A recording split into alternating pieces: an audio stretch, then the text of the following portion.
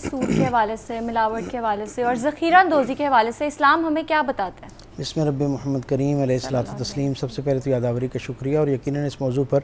رمضان المبارک کے اندر بات کرنا کسی بھی طرح خیر سے کم نہیں ہے۔ اللہ تعالیٰ آپ کی توفیقات میں ہر آن برکتیں عطا فرمائے۔ رزق حلال جو ہے وہ از خود اتنی عظیم الشان عبادت ہے کہ سرکار دو عالم صلی اللہ علیہ وسلم نے رزق کمانے والے کو، اور پھر بالخصوص اپنے ہاتھ سے رزق کمانے والے کو اللہ کا محبوب، اللہ کا حبیب، اللہ کا دوست قرار دیا ہے۔ حضرت سعد بن ابی وقاص رضی اللہ تعالیٰ عنہ، ان کے بارے میں یہ معروف ہے کہ وہ سرکار دو عالم کی بارگاہ میں تشریف فرما تھے، اور اس دوران سرکار دو عالم کی ان کے ہاتھوں کی طرف توجہ گئی۔ آپ اپنے باغ کے اندر خود کام کیا کرتے تھے، سرکار نے ان کا ہاتھ دیکھا اور اس کے اندر مختلف جگہوں پر گڑھے پڑے ہوئے تھے، اور رسول اللہ صلی اللہ علیہ وسلم کو ان گڑھوں کو دیکھ کر ایسا ان پر پیار آیا کہ حضور خود ان کے پاس اٹھ کر گئے اور ان کے ہاتھ کو چوم کر لوگوں کو کہا کہ جو ہاتھ اس طرح رزق حلال کی تگ و دو میں مصروف عمل رہتا ہے، اللہ اس پر جہنم کی آگ کو حرام قرار دے دیتا ہے۔ اگر رزق حلال کو کمانے کے لیے اتنی بشارت موجود ہے، تو اسی طرح رزق حرام کے حوالے سے اور اس کے جتنے ذرائع ہیں،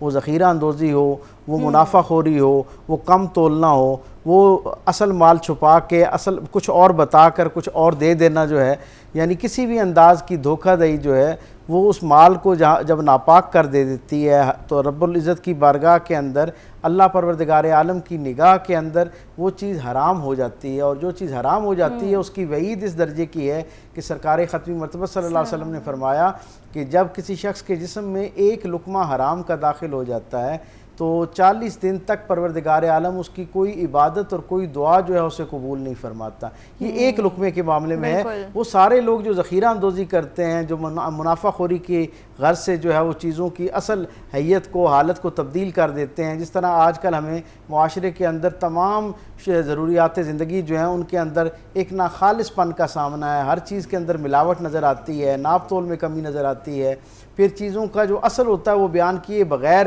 دھوکے کے ساتھ چیزیں جو ہیں وہ بیچی جا رہی ہوتی ہیں۔ یہ سارے وہ اتنے ناپسندیدہ اعمال ہیں کہ ان سے حاصل ہونے والا رزق سرکار ختمی مرتبت کی نگاہ میں اللہ کی نگاہ میں حرام قرار دیا گیا ہے، اور حضور یہ فرماتے ہیں کہ اگر کوئی شخص مشقت کر کے دور سے سفر کرتا ہوا کعبۃ اللہ کے قریب پہنچے اور عرفات میں اکٹھا ہو اللہ کے سامنے آئے، اور اس کے بال بکھرے ہوئے ہوں، اس کا لباس جو ہے یعنی جو اس نے احرام پہنا ہو وہ شکن آلود ہو چکا ہو، اور وہ وہاں گڑ گڑا کر رو رو کے اللہ کی بارگاہ میں دعائیں کرے، تو سرکار ختمی مرتبہ صلی اللہ علیہ وسلم جیسی شفیق اور مہربان ہستی پتہ کیا فرماتی ہے؟ حضور فرماتے ہیں کہ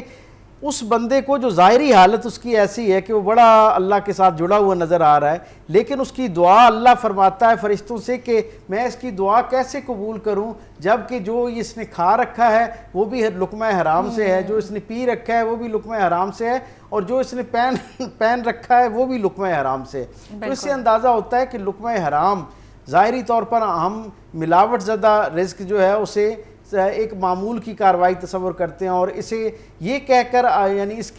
اس جرم کو کم محسوس کرنا شروع کر دیتے ہیں یا کم کنسیڈر کرتے ہیں کہ بھائی معاشرے میں بہت سارے لوگ کر رہے ہیں۔ ہمیں یہ اندازہ ہونا چاہیے کہ لوگوں کی ایک غلط روش جو کسی چیز کو جائز قرار دینے کے لیے کافی نہیں ہوتی ہے۔ اللہ رب العزت نے اپنے محبوب رسول صلی اللہ علیہ وسلم کی زبان اقدس سے بہت وضاحت اور صراحت کے ساتھ ملاوٹ ہے، غلے کو ایک خاص مقصد کے لیے اس کی مقدار اور تعداد کو، اس کے نفع کو، فائدے کو بڑھا دینے کے لیے آمد الناس سے چھپا کے الگ کر لینا، جسے عرف عام میں ہم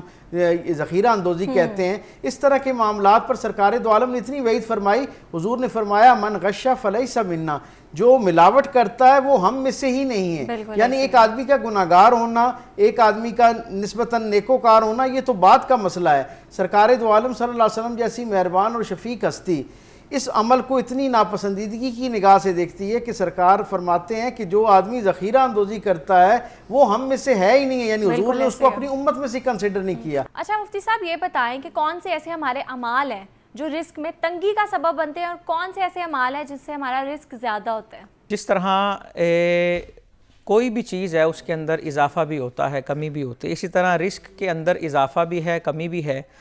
تو سب سے پہلے تو رزق کے اضافے کے لیے ہمیں چاہیے کہ اللہ رب العزت کی بندگی کو پیش نظر رکھیں اور حلال کی طرف ہی آئیں اور اپنے رزق کو پاکیزہ رکھیں، تو رزق بڑھتا رہے گا۔ اور رزق کے اندر کمی کس طرح واقع ہوگی؟ رزق کے اندر کمی یاد رکھیں، اس بات کو سمجھ لیجئے کہ رزق کے اندر جو کمی ہے وہ کسی مثال کے طور پہ روٹیاں کم ہونے سے یا کھانا کم ہونے سے یا اناج کم ہونے سے واقع نہیں ہوتے۔ رزق کے اندر کمی کا مطلب یہ ہے اللہ برکت اٹھا لیتا ہے، اور رزق کے اندر برکت کب اٹھتی ہے؟ جب انسان اس رزق کے ذرائع جو ہے وہ ناجائز اختیار کرتا ہے، ناجائز ذرائع سے رزق حاصل کرتا ہے، تو اس کے اندر سے کثرت تو کئی دفعہ آ جاتی ہے کہ دسترخوان سج جاتا ہے، انواع و اقسام کے کھانے پڑے ہوتے ہیں، لیکن انسان کے لیے برکت ختم ہو جاتی ہے، کھایا اسے لگ نہیں رہا۔ تو انسان اپنے رزق کو پاک رکھے، اور اسی طرح اللہ نے جو اسے دیا ہے اس کا حق ادا کرتا رہے۔ حق کیا ہے؟ کہ انسان اپنے اوپر خرچ کرے، اپنے اہل خانہ پہ خرچ کرے،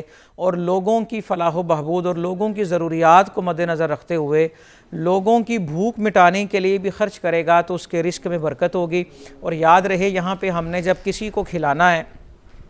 کسی کی بھوک کو مٹانا ہے، کسی کے لیے خرچ کرنا ہے، تو اس مقصد یا اس نیت سے خرچ نہیں کرنا کہ جناب اگر ہم اس کو نہیں دیں گے تو کھانا خراب ہو جائے گا یا کھانا ضائع ہو جائے گا، تو اس لیے اس کو دے دیتے ہیں تاکہ کھانا خراب نہ ہو۔ ہم نے جب بھی کسی کو دینا ہے تو پہلے ادا کرنا ہے، پہلے دینا ہے، تاکہ کھانے کے اندر برکت بھی آئے اور رزق جو ہے ہمارا جو ہے وہ بابرکت ہو جائے اور اس کے اندر اضافہ ہوتا رہے۔ بنی اسرائیل کے ایک شخص نے اپنے پیغمبر سے یہ عرض کیا کہ اللہ کو کہیں کہ میری قسمت میں جب تک میری زندگی ہے، سانس باقی ہے، جتنا رزق لکھا ہوا ہے، آپ اللہ کو کہیں سارا مجھے ایک ہی دفعہ دے دیا جائے اور فوراً دے دیا جائے۔ اللہ نے دعا قبول کی اور سارا رزق اسے مل گیا۔ وہ نبی تشریف لے گئے، جب واپس آئے تو دیکھتے ہیں اب اصولی طور پہ تو رزق جو اسے ملا تھا وہ خراب ہو جانا چاہیے تھا، لیکن وہ رزق خراب ہونے کی بجائے اس رزق میں کئی گنا اضافہ ہو گیا اور کئی گنا پہلے سے وہ بڑھ چکا ہے۔ اللہ کے نبی اللہ سے عرض کرتے ہیں یا اللہ یہ معاملہ کیا ہے؟ جتنا اس کے مقدر میں رزق تھا وہ سارا تو مل گیا اسے، اب اضافہ کس طرح ہوا؟ تو اللہ رب العزت نے ارشاد فرمایا کہ اس کو جتنا رزق ملا تھا اس نے وہ سارا